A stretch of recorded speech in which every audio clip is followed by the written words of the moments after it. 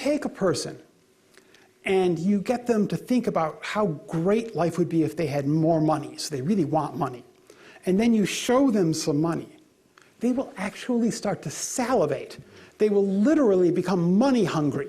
Right? And it's the same if you take men and get them to think about how attractive to women they might be if they had a fancy sports car, and then you show them a fancy sports car, just the same. They will start to salivate. Why are people doing this? What's going on? Well, the world we live in today is, of course, extremely different from the world that our ancestors lived in as we were evolving as a species. We have systems, and by system I just mean something like the hunger or nutrition system that includes a physical element, includes a neurological element, it includes a psychological element, has social things that go on with it. I just mean it's a combination of all these factors. People have this hunger, nutrition, digestive system, and it evolved in a world where there weren't so many different things. There wasn't money, there weren't cars, etc. But now we live in this world where there is money and there is cars.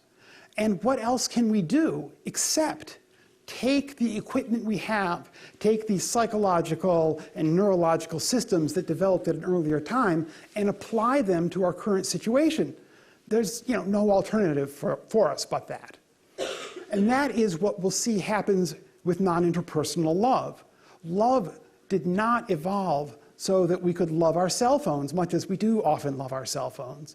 Love evolved for interpersonal relationships, but now we live in a world with cell phones, and so we're going to take this system that has an interpersonal nature and apply it in these non-interpersonal contexts.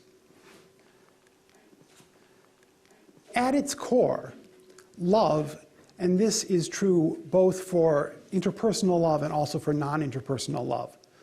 At its core, love is about expanding your sense of who you are so that you include other people or other things in your own self-concept, in your concept of what makes you who you are. And the more you include them and the more you want to include them, the stronger the love is. There's a wonderful psychologist named Aaaron who's done a lot of work on this in interpersonal love.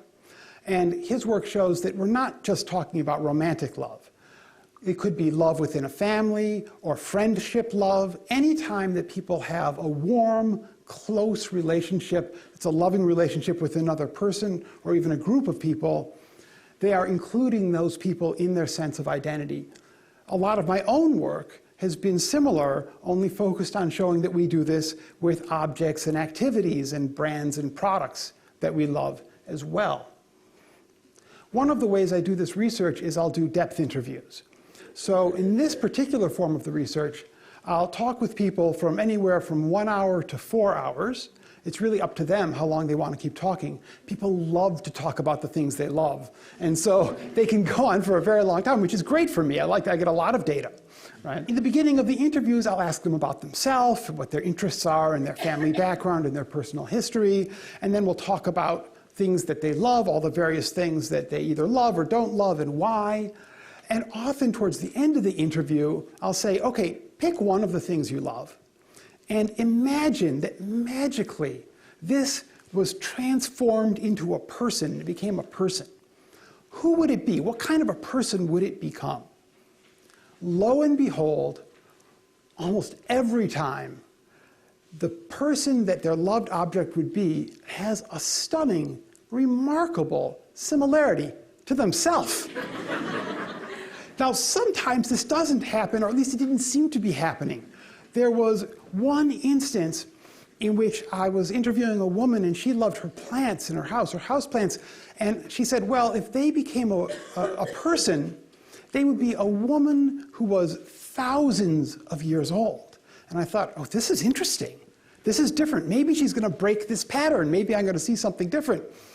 However, later in the interview, she said that she believed in reincarnation and that she herself, her soul, was thousands of years old. And one of the reasons that she relates to the houseplants is that they have this in common, that they are both very old souls in this way.